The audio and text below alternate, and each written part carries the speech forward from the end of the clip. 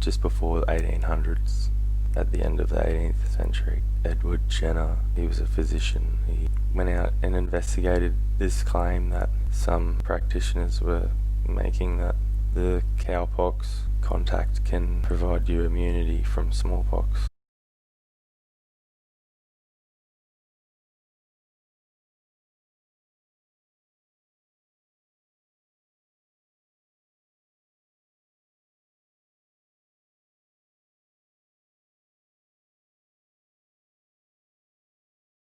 I got this bit of information regarding the demonstration that variolation was killing more people than it could have been saving from Alfred's book, Vaccination, a Delusion.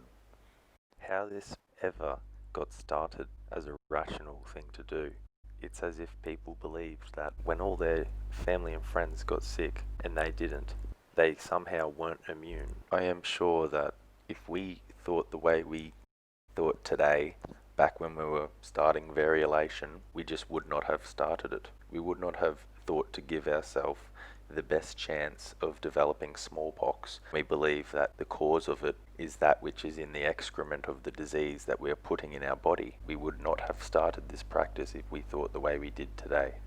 And the fact that we did start it in India, in China, is a testimony that perhaps we don't really know how this disease genesis truly works. It's like we've finally made a telescope and we're looking up into the stars, and we assume that straight away our intuition is going to guide us with an understanding of how this planetary mechanism works. If disease causation works exactly the way we all think it does in 2020, this kind of variolation activity would not have taken place. Nobody would have done it. It would not have survived in any culture, because it would have killed everybody. You already do not have what it takes to develop smallpox naturally, given that your family has just developed smallpox and you haven't, and now they have brought more smallpox than what was present when they developed smallpox, because they are growing it in their body. So if disease works the way our institutions are teaching that it works in 2020, and you are still not sick at this stage, you definitely are immune to this strain of smallpox. You are not going to get any benefit whatsoever by inserting this strain in you. It's already all around you. It made your kin sick, it didn't make you sick, and now there's even more smallpox than when your kin got sick. You are obviously not going to benefit at all by putting any disease excrement into your body. The things in the disease excrement, the little microbes, allegedly, they are the primary cause of the disease, i.e. some of them landed on your kin and infected the cell and went from there, and now they are sick.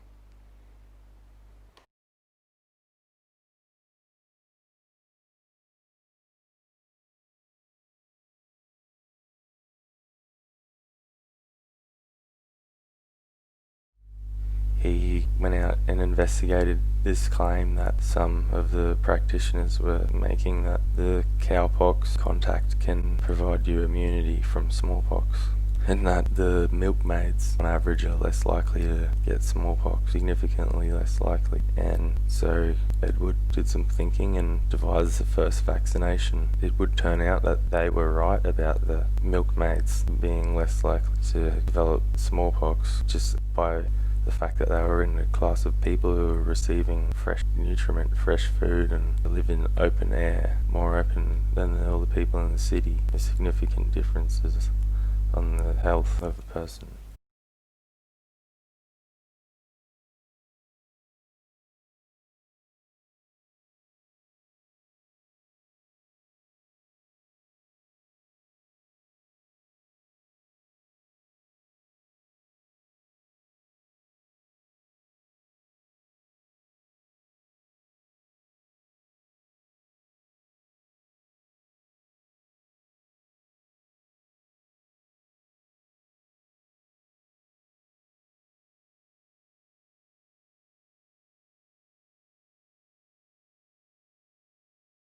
Edward made his vaccination and he set out to prove to himself whether or not it works. So he got his own, one of his own children, his gardener's children, and gave half of them a cowpox excrement insertion, put a bit under their skin.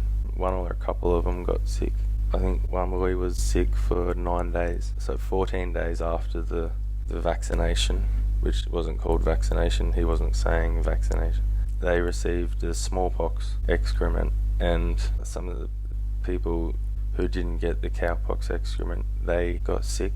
Very small numbered experiment.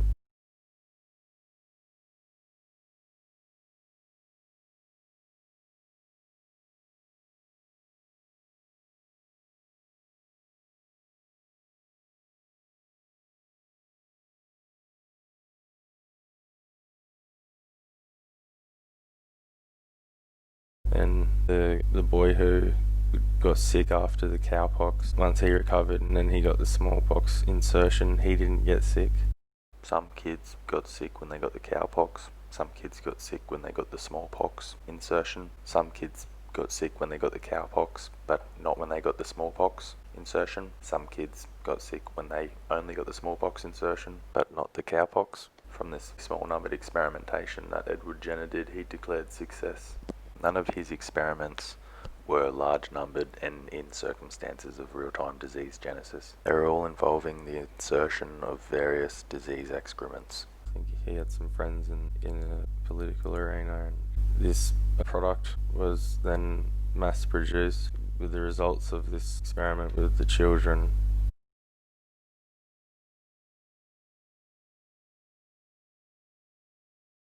The government mass-produced the product, gave the military it, and all over the world. And then in 1850, Louis Pasteur and Antoine Beauchamp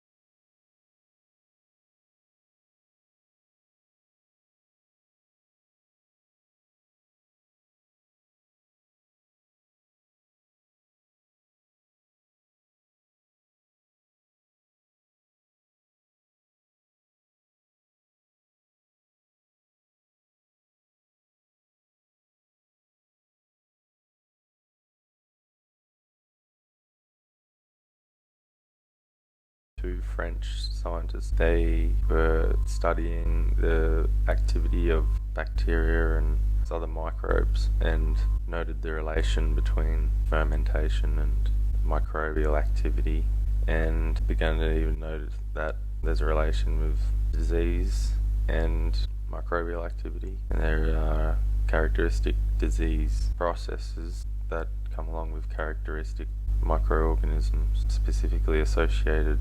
Louis Pasteur, he had made up the idea that all the disease, most of it, the smallpox, etc., is caused by these microorganisms that we find associated with. When we find this disease and we find the microorganism is the cause, and the reason that not everyone gets the disease is because some people have immunity, and this is what the vaccination has provided us in the last 50 years for those who got it.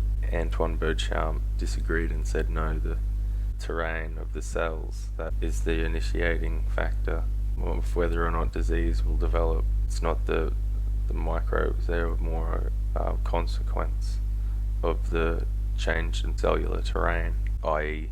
we don't have anything to blame, and vaccines wouldn't do anything good for us at all.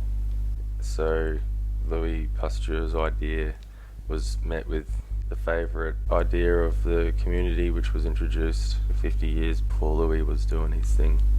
And they said, well, yep, these vaccinations are giving an introduction to a microorganism that infers immunity for a different microorganism, the smallpox, and it's safe enough. The benefits far outweigh the risk because it provides immunity most of the time, and that immunity will save someone's life. There's a small chance they might get harmed from the vaccine, but that's worth it.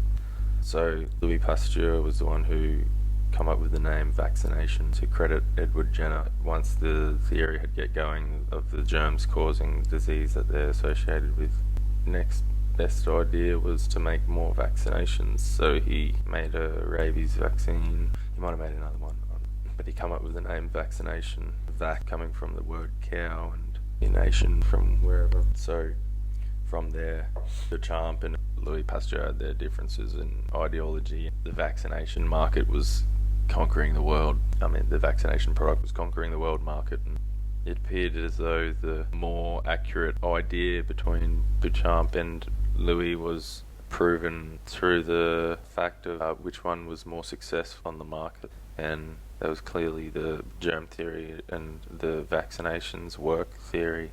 So about that time, also the theory of natural selection come through and was delivered by Charles Darwin and Alfred Wallace, and that debate was pretty well going in favour of natural selection, and it sort of worked in with the germ theory of disease too, that the germ theory of disease worked in with it, and it looked like we had a pretty solid game going of science, what we called science, which was probably one of the most significant moments in our history, where an idea that explains the origin of our self without referring to a supernatural origin. Then again, perhaps this is not different, because back in the day we would say we were just the same as animals, or they are gods and we are gods too. Whereas the last several thousand years it's been pretty anthropocentric in the human favour of the stories that we tell of our origin.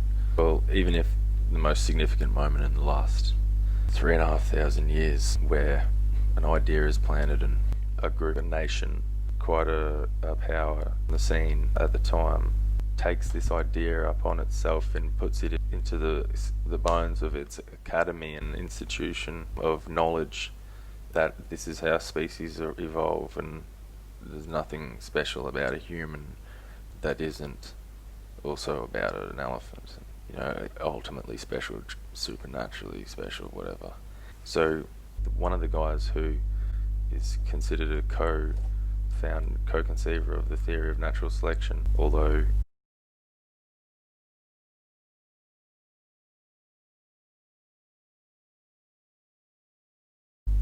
the independent conceiver, Alfred Wallace, he afterwards, after sort of kicking the goal for natural selection, he set out to argue that smallpox vaccination isn't beneficial. And a lot of people these days, when they analyse, they tell other people, they say, I'm a PhD, this is the history. He went a bit weird after this, he got into ghosts, and he even got into anti-vaccinationism. Like, that's how low he stooped, because even though it was obvious, like all over Europe, the statistics were just showing, he still was just saying that the vaccine isn't beneficial. So in Alfred's day, he may have been just as qualified, one of the most sagacious minds on the scene, to analyse such a world of big data, whereas populations of doctors vaccinating people, and they're not running an experiment, a well-controlled experiment, they're just vaccinating people and writing down this here and there, and then some data's collected all of a sudden, and then someone's having a good look at it and saying, this is what this means, and Alfred's there saying, well, this is actually what I think it means. So he had a big argument in front of the Royal Commission that was established, and the arguments ended in 1968.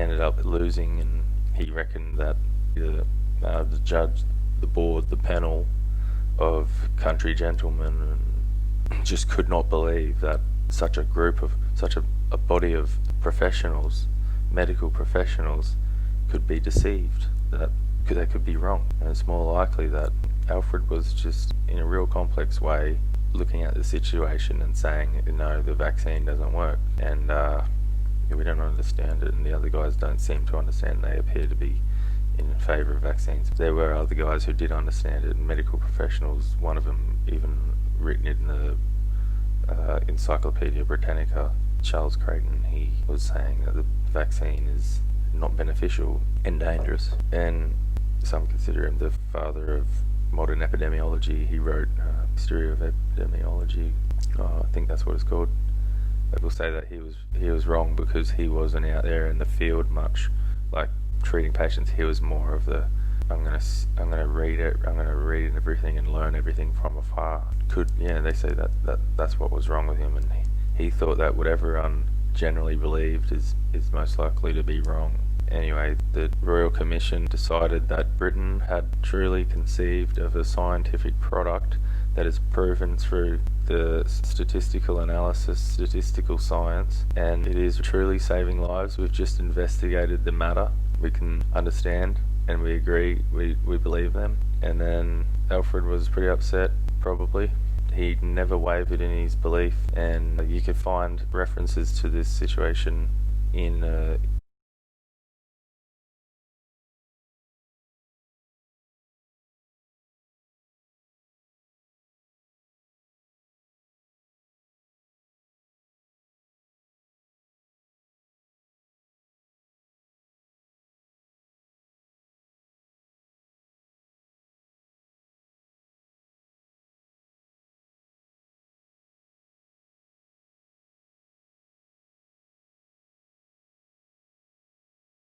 and also there seems to be many other articles written by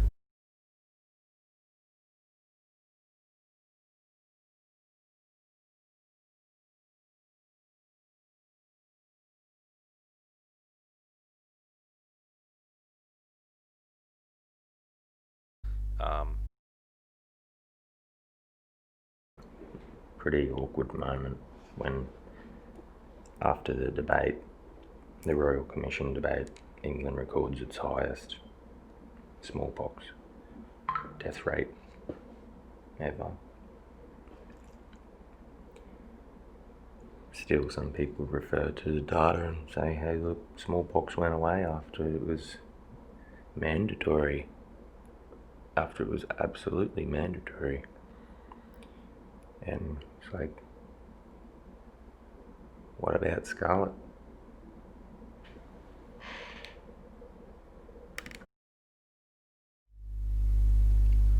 The next significant thing that happens from here in the timeline of vaccination is Elmer Wright. He was a bacteriologist and an immunologist and a physician. He was like the lead dude in the vaccination campaign at the time.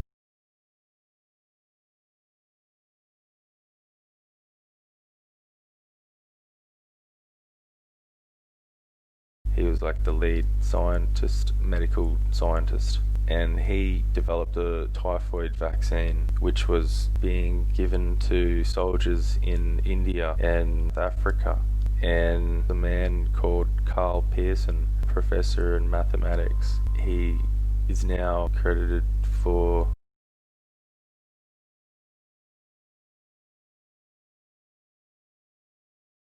he looked at all this data because he was learning about all this stuff. He was right into biostatistics and even consciousness. He gets the permission through one of the colonels in the military to analyze this data and publish it in the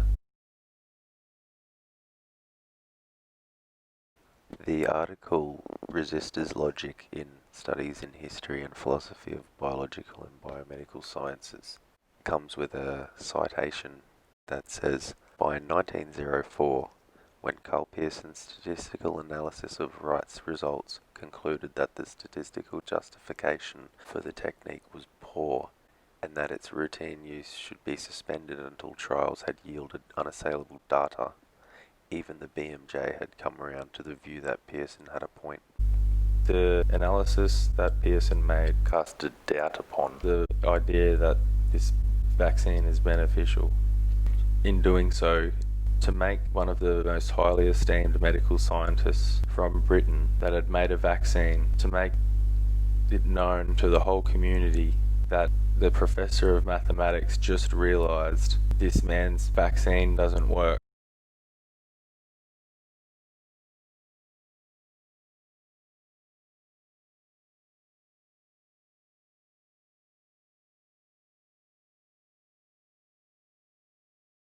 After this, in 1904, this was in 1907, Great Britain dropped mandatory vaccination. From here, the next most significant thing in the story may be in 1913 in New Zealand, the largest recorded epidemic of smallpox occurred. Like 50 people died.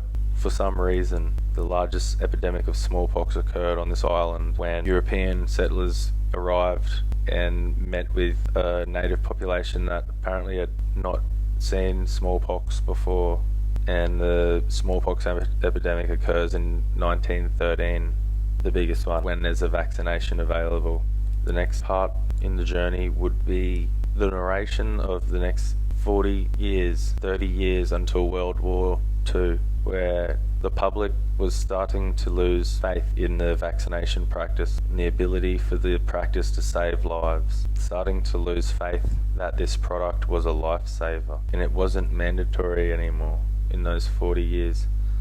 What happened now? What am I going to talk about? During World War II, antibiotics just reached the market. Well, they reached the field, like proper antibiotics, not like what Joseph Lister did. He had this antibacterial product and he proved, like scientifically, that the product makes healing a lot faster, significantly faster. Antibiotics arrive. Everyone is blown away by the miraculous power of this product, and it significantly reduced healing time. That was its average function. It wasn't a magic bullet to cure you, but its general function did appear to have an effect of significantly reducing healing time. And this was seen as a lifesaver because every moment you're spending in hospital during disease, that's another moment spent with a high chance that you might die. As soon as you're out, your chances of not dying go right back up. People interpret this as we don't need to experiment to see if it does increase mortality. We can see it. It's getting people out of hospital quicker. And there are antitoxins being used too. There's kind of like it's not a preventative, but it's like a cure for a sick person to receive this injection. Apparently it too was impressing people in some way. That mind that the medical industry has products that save lives, very powerful products. And so if they're saying vaccines save lives, it's probably the case.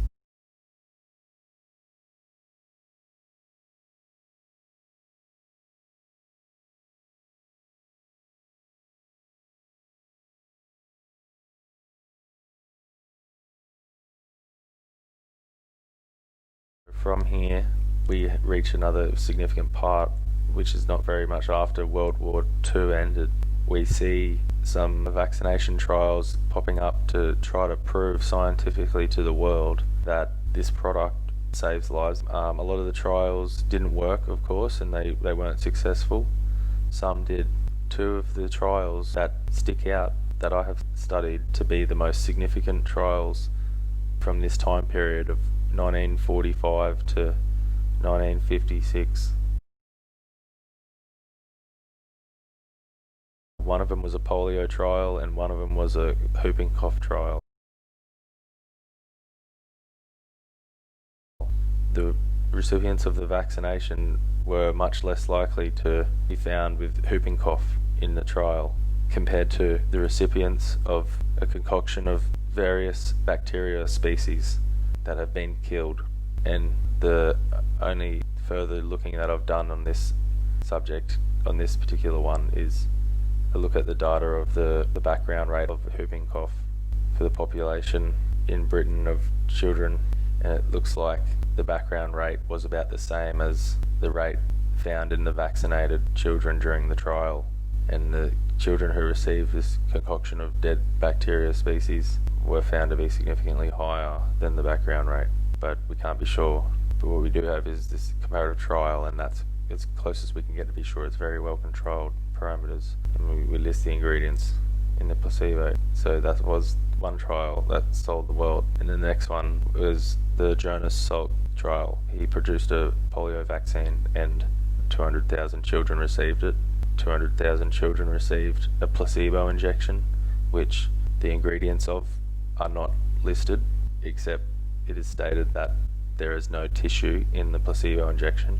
And 340,000 kids, their parents refused to allow to participate in the trial. The children who received the placebo injection, they were significantly more likely to develop polio than children who their parents refused to allow them to participate.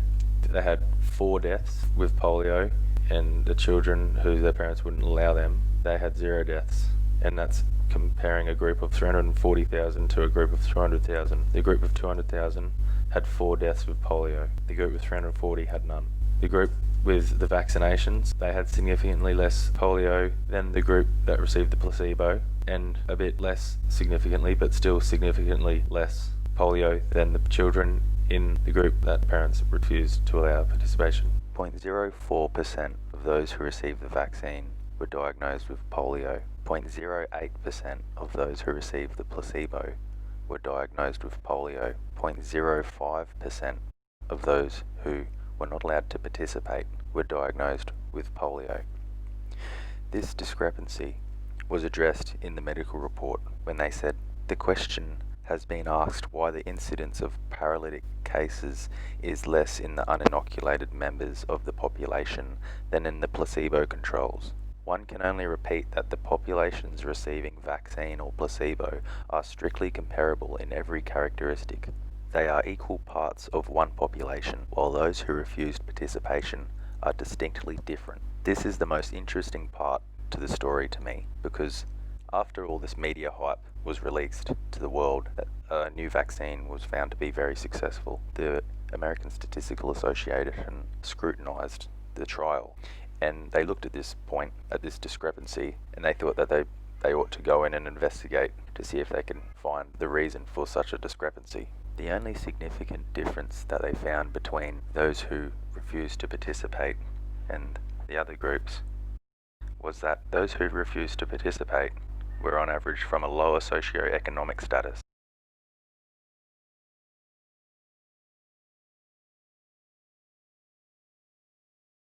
That was the only thing that they could find that would conflict with the generation of data for our deductions, which is a stark opposite to what the medical report was suggesting would be the case for the explanation for the disparity in outcomes, where the placebo group will have almost double the amount of polio than a group that didn't get any injection at all. I have to read out some of the comments that stuck out to me from the Professor Brownlee when he's scrutinising this trial. It says, what, for example, is one to make of page 5? In observed areas where only those second grade children whose parents requested participation were vaccinated, the problem of establishing the control population was more complex. Brownlee says, it is perfectly true to say that it is more complex, but to indulge in understatements of this order of magnitude is to be misleading. The plain fact is that it is impossible. Why not say so? Continuing. After careful consideration of various alternatives, it was decided that the total first and third grade study population compared to the vaccinated second grade population would be the most critical measure that could be applied to measure the efficacy of the vaccine. Brownlee says, when the most critical measure is worthless, why allow the uninformed reader to continue with the impression that it is worth something? The failure to face up to the implications of the confounding of vaccination status with age and other factors is manifested in the discussion of the data, page 27. The unqualified attribution of these significance levels to vaccination rather than to the complex of factors differentiating the two populations must be condemned. There is no need in the pages of this journal to discuss the reasons for the need for randomization in experiments of this type, but it is perhaps worthy of note that this report contains two very good illustrations of its necessity. The media, the whole world was sold on this data, and there was a big announcement, and then afterwards became apparent when the American Statistical Association analysed the trial, it became apparent that it was perhaps a great waste of resources. Perhaps some of it was worth considering, but it contained internal evidence of bias in favour of the vaccinated, says the Professor Brownlee there. This is after the press release, and Jonas Salk appears to be missing from the National Academy of Sciences. And the next important part in the story would be the gradual, somewhat rapid, but gradual as in it didn't all happen at one time all over the world, but countries would have been pretty synchronized with this change that occurred when the medical industry decided, I don't know who decided, but it just started happening, that polio was to be diagnosed only when we find the specimen that we are targeting with the vaccine, only when we find that in the person from now on. In the vaccinated especially, because if we find paralysis or polio looking symptoms in the vaccinated person, we've got reason to go ahead and use the resources to try to figure out if it's polio, because it's probably not polio. In the unvaccinated person, we don't have reason to do that. We know it'd most likely be polio. What rules do we have? We're not running a well-controlled experiment here, and we're not evil, and we're not lying about anything. So the whole world slowly follows suit. The whole world really took a while to follow suit. It didn't all happen in 1 year. But the developed countries pretty well all happened in the 1 year in sync.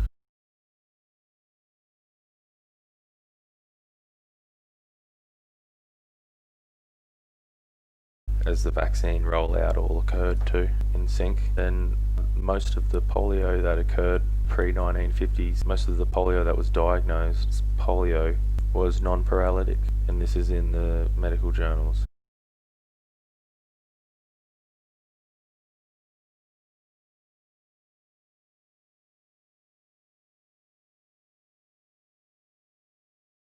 If this surprises you, consider that there is a new broad diagnostic term called acute flaccid paralysis, AFP, and it is only made if there is actually paralysis. Polio, nowadays, is only diagnosed if there is paralysis.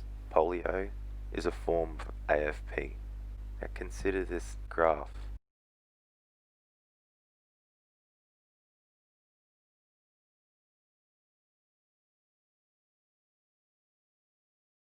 The 1950s is a very significant point in the story, because it's probably when most of the disease-causing microbes are named and shamed, like measles and smallpox. We changed the smallpox definition to these microbes.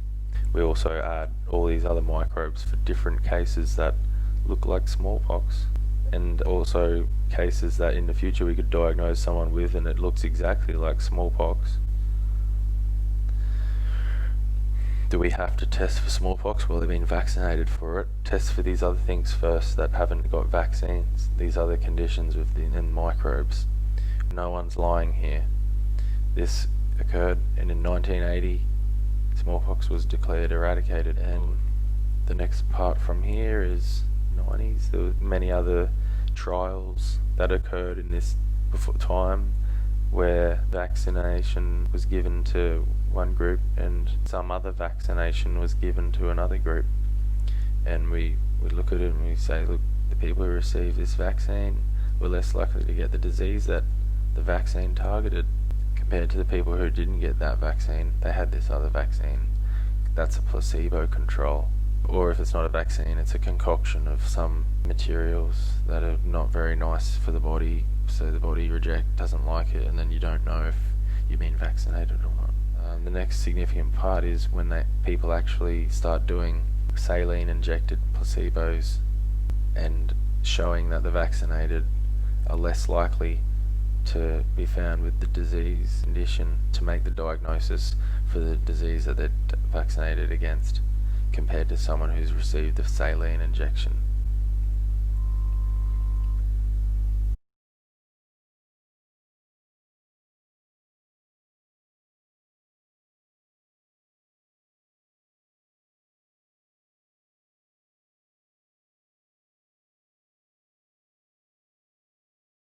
That has been achieved several times, and not one trial yet has shown in outright disease measures, disease incidence, that being vaccinated can lower your chances of dying or enduring any form of disease.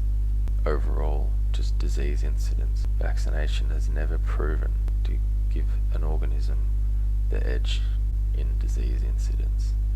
In any well-controlled trial, we have targeted disease definitions and targeted those defining points and have hit them. We have made a product that will lower the chance of the targeted diagnosis manifesting in a 6-month or 2-year period. We have all sorts of statistical analysis done of how vaccines actually can save lives. Not one comparative experiment to indicate this effect. We've got many statistical analyses existing showing that they've probably done a little bit of damage and no life saving at all. We have the greatest scientific debate in our culture because we have an unbroken line of highly credentialed scientists from the start of vaccination arguing that the product brings no benefit at all without being rooted in any conspiracy theory. How is this possible? Why have we not had to produce experiments to satisfy these non-conspiratorial dissenting minority? it's significant. There are people who really hate the people who are on the other side. They exist, and there's no core disagreement of a conspiracy disagreement kind of thing. It's a pure disagreement on the interpretation of the data that we do have. And do we have any data that shows vaccinated organisms are less likely to die in well-controlled settings of observation to make accurate deductions? We do not have that. But perhaps the most significant point in the story, and maybe an end point, is we have many animals that we've made vaccines for. We could get a cow farm and vaccinate half of them and make them as equal as we can, the two groups, and see if there's a life-saving effect, a disease incidence lowering effect. Were they less likely to be found with this microbe, this strain of microbe in them? No, we need to see, were they less likely to endure a disease or die? We haven't got this far yet with any dog, cow, or pig. But what we do have is, I've found one experiment which involves, apparently it's a well-controlled experiment, well, whatever it is, it's out there in the open for us to analyse. There were 10 beagles that were ordered from the same place they all came from, same age, all puppies, probably the same litter.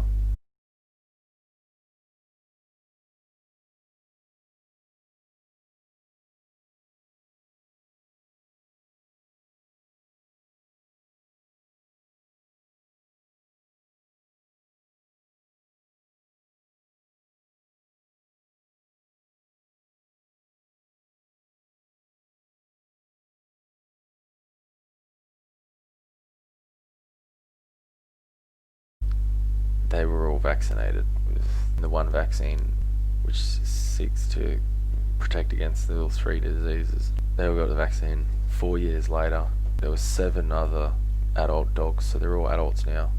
There were 7 others, and they are age matched. They're the same age as the beagles.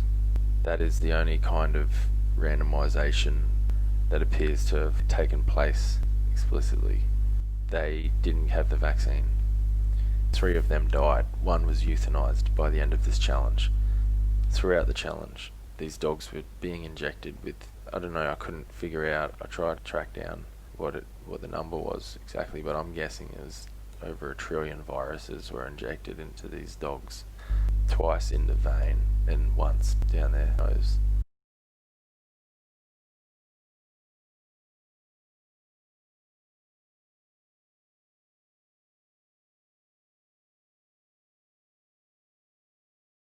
They got parvo down their nose and they got distemper and adeno in their veins.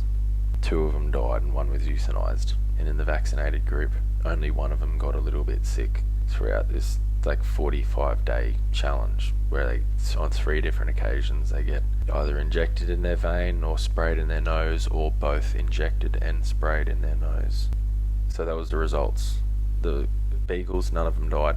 The dogs that were the same age as the beagles, 3 of them died because 1 was euthanized. 2 of them naturally died. Apparently this is an indication that you got to get that product because it saves lives.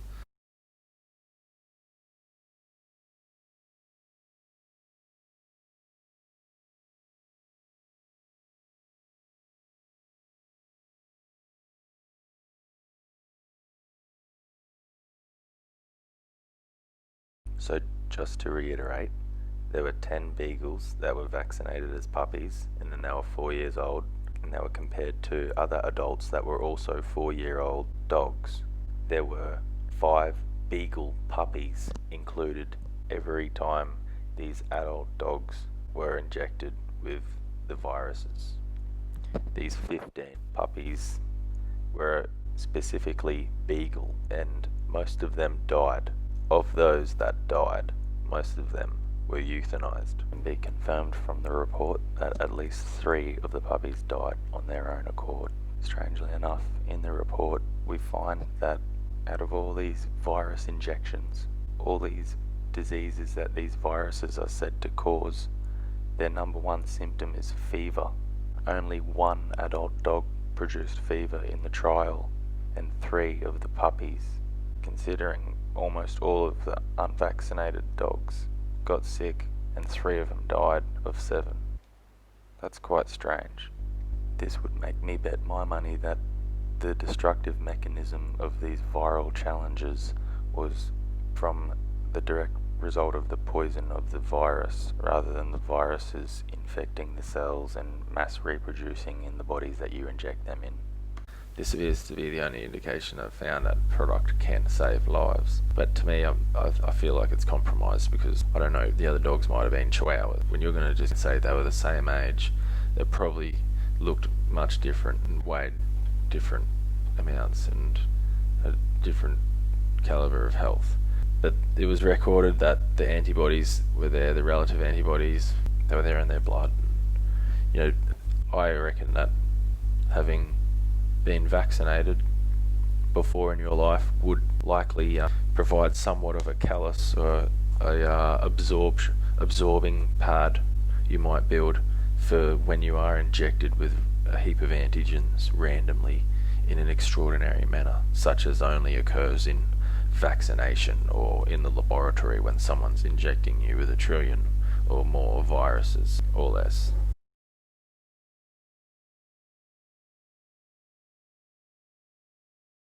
This kind of extraordinary thing, yeah, like if someone was gonna force me to drink half a bottle of Jack Daniels, maybe I will go a bit better if I, desensitize myself to alcohol a bit before, a month before.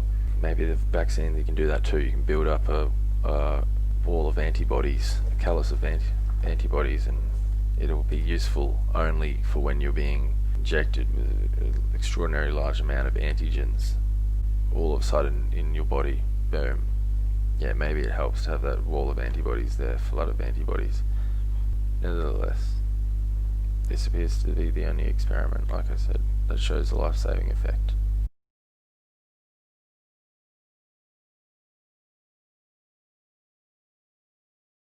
And I'm not convinced that it is worth much.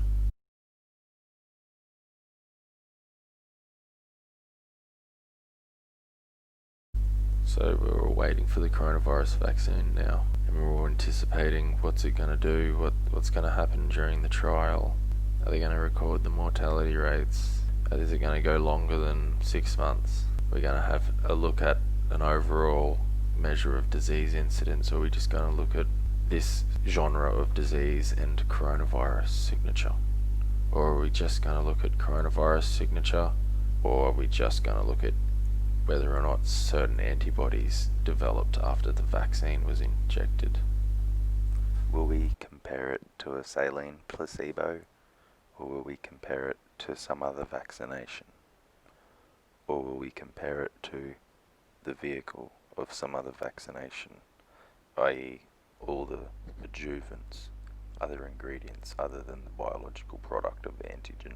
My bet is that it will be similar to the flu vaccine trials that are promoted, which show a basic overlay of the disease incidence endured from the control group, which either has a saline injection or some other vaccine or the vehicle thereof. And if there is no significant difference in disease incidence between the two, if the vaccinated aren't significantly worse off in disease incidence, then all that matters from there, that means it's safe.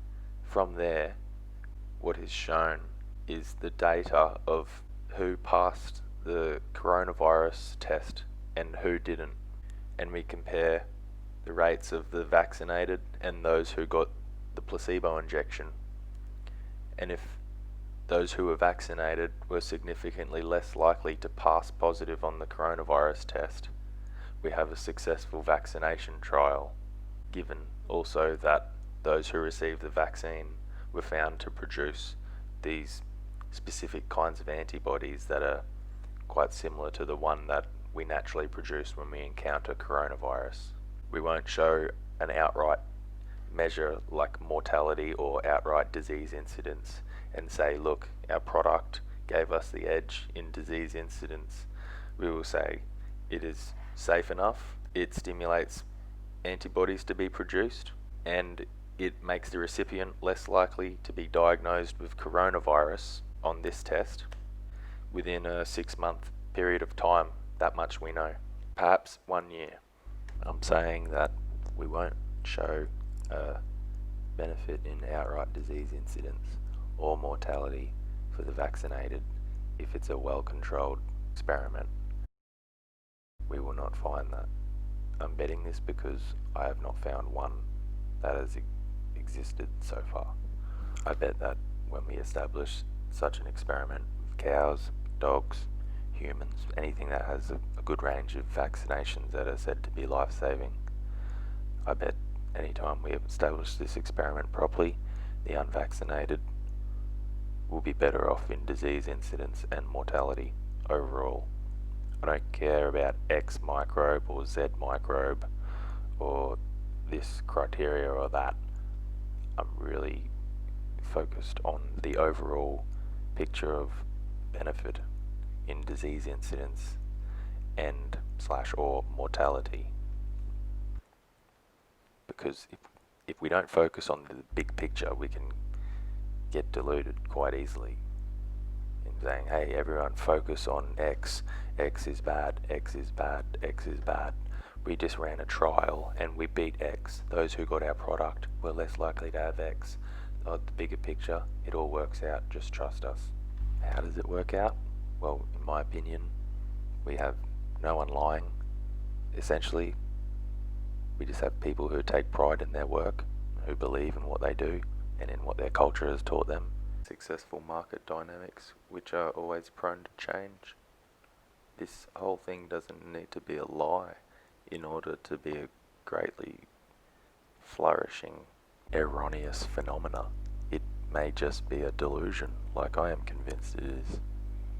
And there's no shame in being deluded. It is the oldest human characteristic in the book.